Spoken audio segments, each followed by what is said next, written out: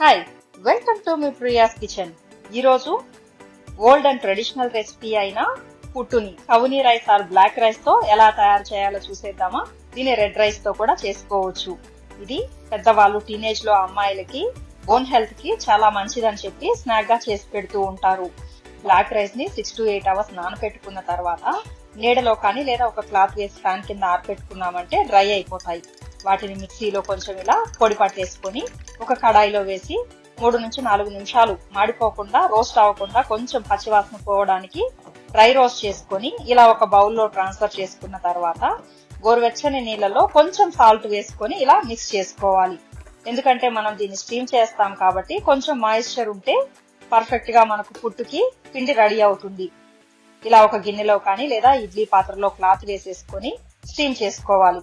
తురుముకున్న కొబ్బరిని కూడా వేసి స్టీమ్ చేసేసి ఇలా బౌల్లోకి ట్రాన్స్ఫర్ చేసుకున్న తర్వాత తురుముకున్న బెల్లం కానీ పౌడర్ బెల్లం కానీ వేసేసుకొని మిక్స్ చేసుకోవాలి.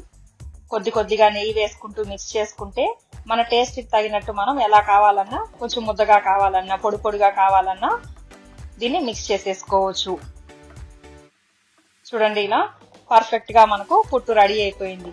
ఇది చాలా యమ్మీ అండ్ టేస్టీగా ఉంటుంది. తప్పకుండా ట్రై చేసి ఎలా ఉందో కామెంట్ చేయండి. Like, share, subscribe for more.